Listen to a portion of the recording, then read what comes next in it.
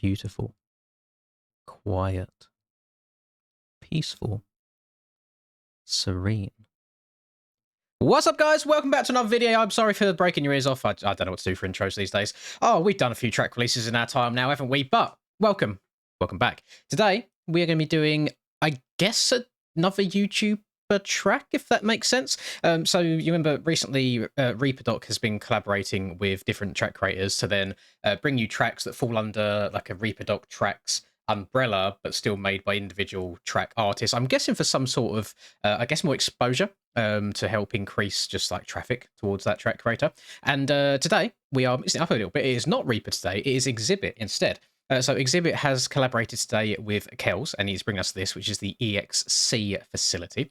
And I think I'm a day or two late to this because I've had so many people in my streams coming in telling me to try it. And this is my first time getting my hands on it. Now, I think it's a pretty safe bet to say if it's a track made by Kells, there's a 99.9% chance that it's going to be really, really fun anyway. He's very good at what he does, and having a little fly around too, it looks really, really pretty. It looks like he's used Daylon Leveler for this, just with the way that some of the ruts and the jumps are built, which are some of my favourite tracks. They usually end up being very, very smooth to ride. And some of the jump faces, like if we look how that just looks very, very scrubbable. If I guess scrubbable is a word. But either way, I'm on the 450 today. I'm hoping it's not going to be too much overkill because it looks like there's some tight, twisty bits, but also some wide open bits as well. So we're going to see how it goes. I've not looked at anyone playing this yet. I've simply seen YouTube titles or thumbnails saying how good it is. So hopefully we can follow suit with that and enjoy ourselves and spin some very, very fun laps. What we've got? Oh, big old board over here. So we've got a bunch of different lists. Is this like members? This could be like a member board, which is actually quite cool. That's cool, seeing Exhibit going through and kind of saying thanks to various people, whether it's on Twitch or YouTube. That's a big old W. Shout out to him. Oh, nice to see people showing their respects to the people that actually let us do this as jobs. So, that looks like a jump face over in that direction, so let's head on over to there. And looking at the map over on the far right as well, exactly... That sent me so much further than I ever would have expected. Yeah, looking at the map on the right-hand side, it looks like it is fast bits and slow bits, as I had first thought. We've got some twisty bits in the middle, very, very long straight on the far right and bottom of the map as well. And that first jump face that I hit was actually nuts. It sent me so high. And that's what I was a little bit concerned about when I was having a little fly around, is just hoping that I'm not going to be flat landing everything on the 450. We'll see. Oh, God, we will see. And I didn't expect there to be this much chop going around on this track too. Usually, these sorts of tracks are very, very smooth. So I've even gone ahead and just slapped on my Supercross suspension on the Husky, which could prove to be a very bad idea by the looks of it. This is a roller. I saw that. I saw around the corner. Yeah, nice and choppy as well, which is nice to see. As you know, I do prefer my tracks a little bit on the rougher side. What can I say? I like getting down and dirty, doing the rough stuff. Much better than just having it nice and easy. I mean, there is a time and a place for the silky smooth tracks, don't get me wrong. I mean, some days when I'm hopping on the game, and even let's say I'm having a bad mxbikes day and I just want to do like rouse some corners, get a bit steezy, throw some nasty whips, get backwards, ride in third person, things like that. And that's where the smooth tracks come in. But when you're kind of feeling it and you're kind of barking the virtual dirt course, you know, when you're having a good mxbikes day and you feel like, oh my god, I can now suddenly go pro at any second. Those are the days where you want to play tracks like this. And to be fair, tracks like this can even help with outdoors practice. I mean, I've done what I've done half a lap so far and not made any mistakes yet, to be honest. So it's quite straightforward. There's a couple of speed checks as well. So it's not like you're going wide open everywhere. It does require the brain to be on and functioning. You can't just shut your brain off and go a million miles an hour everywhere. But at the same time, it doesn't seem overly difficult. But then that could just be me. That could be me. I mean, I've got far too many hours on this game at this point. I'm at about 3,300-ish at this point now. So you could throw most obstacles on me in this game, and within 1 or 2 attempts, I'll probably be able to work out how to best go about riding them.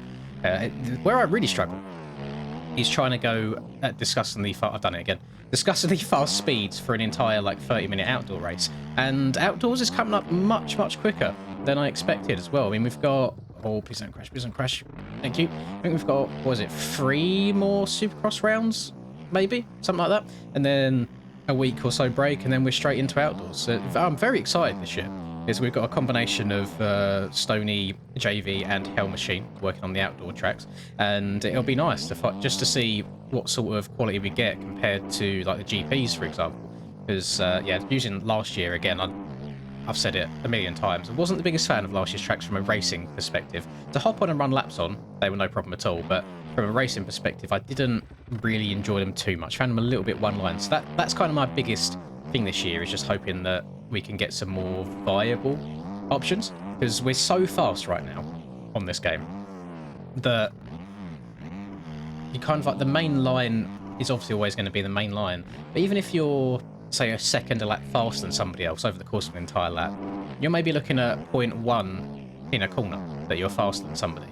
And if you have to then go in a rut that is slower, like by 0.1 than the fast main line that they're sitting in, you can't really pass people unless you start sticking the elbows out and getting a little bit too aggressive. But then you're kind of treading the line of just being an aggressive rider or being blatantly disrespectful or just not really caring about anybody else, which is something that maybe I need to do a bit more going into the outdoors season. I do have this really bad habit of sitting behind people and waiting for mistakes rather than trying to force an issue too much. Big reason is the netcode on this game. We know netcode's a little bit sketchy at the best of times, so if you go into a corner side by side with someone, usually somebody's going flying across the track, even if it's a very, very gentle touch. Sometimes you get lucky and it's not you. Sometimes you get unlucky and you're on the receiving end of it when you feel like you really shouldn't have been. I've had it before where I've gone up the inside of somebody, my back wheel has hit their front wheel, so in real world standards you'd expect, hey, that's a block pass, maybe you've taken them down. But no, somehow the game transfers that weight and pushes it back into you, and then you go flying to the ground and they're fine, and it's very, very strange. Third lap in a row that I've overjumped that now. But yeah, I'm praying. I'm hoping that... Have I got... Okay, oh, thank God. I thought my mic was muted for a second then. It's got saw a little light. It's fine. We're okay.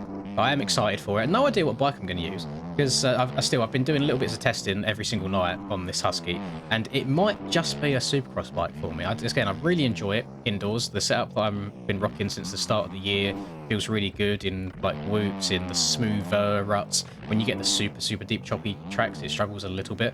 But for the most part, it's okay. But yeah, no matter what I do outdoors on this bike, I cannot get it to react and absorb the bumps how I want it to. So I might have to dabble in something else just for outdoors. But the reason I was hesitant to do so is because you guys have seen me this entire season so far kind of switching back and forth between various bikes, and I'll have one good race and then a bad race, and I think a lot of it's to do with like comfortability and how, I guess, just getting muscle memory down as well, because every bike handles different. So it's good to know what the bike's going to do in each different situation. And where I've ridden the Husky so much now in Supercross, I kind of know what it's going to do at any point. I don't know that in outdoors yet.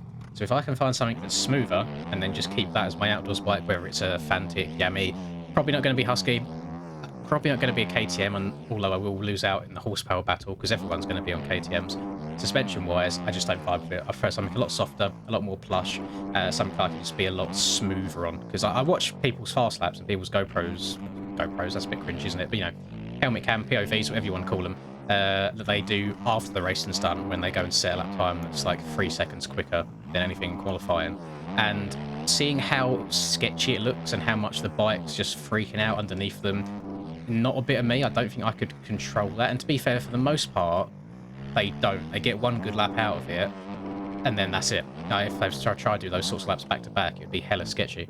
But yeah, it's just not a bit of me. Not a bit of me, the KTM. I like my Japanese bikes as well. I like my Yamis, for example.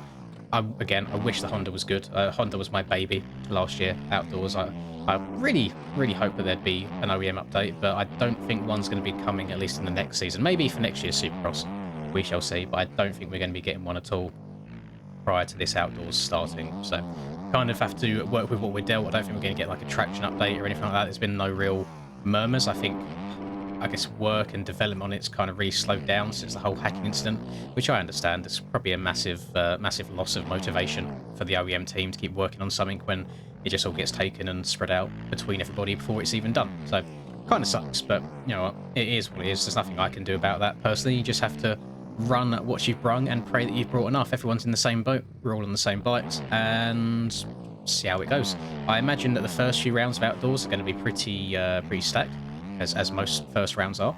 So maybe just go in and get in like some top 10s, be very happy with a top 5. If I get on the podium, I'll be ecstatic. Don't expect to win. at all, because yeah, outdoors isn't my thing on this game. If you hadn't gathered by now, if you're slightly newer to the channel, more of a supercross guy. I don't know what it is about outdoors. There's just trying to keep up that disgusting pace for, it ends up being about 35 minutes, because the races are 30 minutes plus 2 laps. It's very, very difficult for me to do, in my opinion. Difficulty-wise, we'll do a nice little segue, moving over to the track right here. It's not too bad. There's 1 or 2 corners that have caught me out a bit, just where I'm not sure on the rhythm that you need to hit, like doubling through the braking bumps just yet into the corner. But it's actually much, much easier than I first expected. I like that we've got a few like speed checks, like wall jumps like this, that slow you down, so you're not going a million miles an hour everywhere.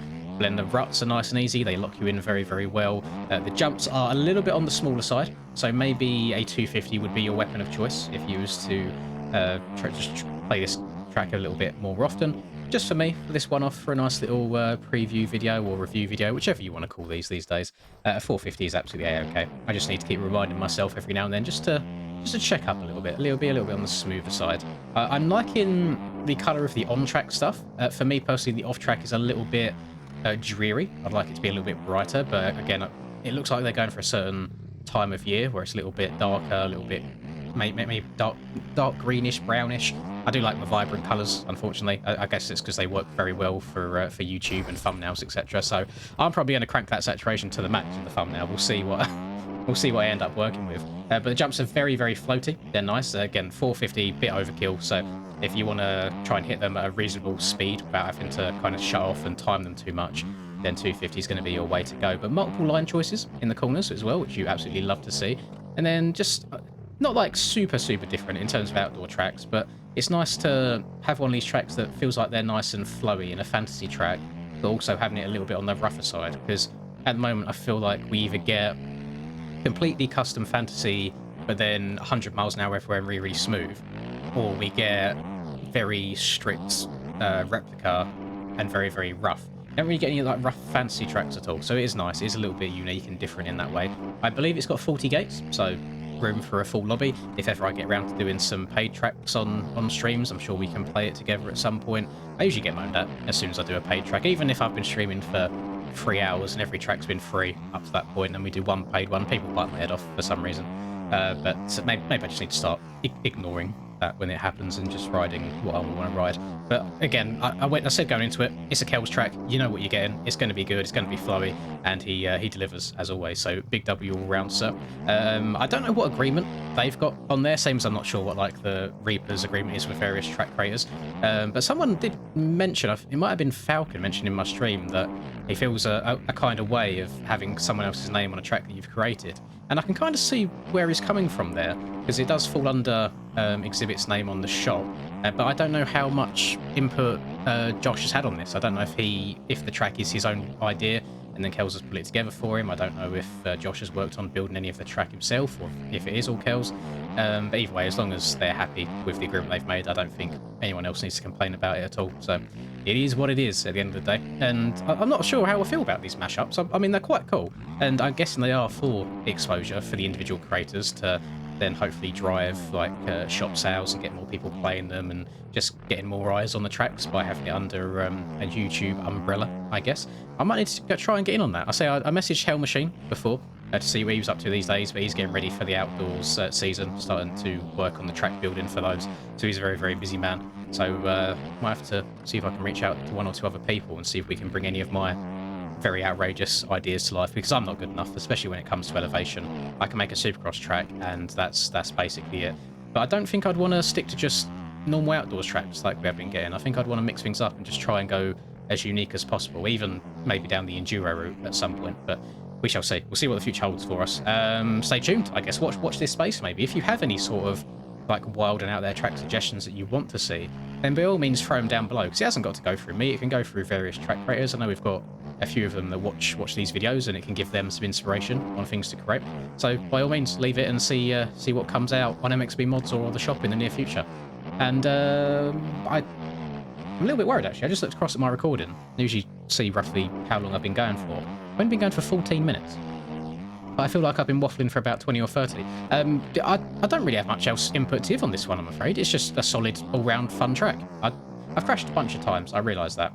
it's my first time on the game today. You'll have to let me off a little bit. It's my little warm-up, so to speak. But yeah, I hope you guys have been enjoying this track as well. Again, sorry that I'm a little bit late to the party. It's been out for like 2 days at this point, but I had another video already like pre-recorded, so it is what it is. Thank you very much for watching. I wanted to give a big, I guess, round of applause or a W or thanks, whichever way you would like to receive your congratulations, for just continuing watching the videos recently. It's come to my attention that YouTube doesn't really recommend or push out my videos anymore, even though they're all under the same tags and basically similar titles. Well, they have been. Guessing I'm probably maybe not in their good books anymore these days for whatever reason. So for those of you that do keep coming back, big old W. And if you haven't already, make sure you turn on the old notification bell so you are made aware when my videos go live. Or alternatively, join a Discord, because my Discord puts out a little ping every time a new video goes up each day as well. So thank you, as always. If you enjoyed this, please do drop a like, subscribe to the channel if you're new, all that lovely stuff. Have a lovely rest of the day, whatever you guys are up to. Catch you guys next time. Peace. I'm sacrificing my life, I'm sacrificing my mind, I'm sacrificing my sanity, but most importantly, I'm sacrificing my time. Boy, I feel fine, I feel like I am a king.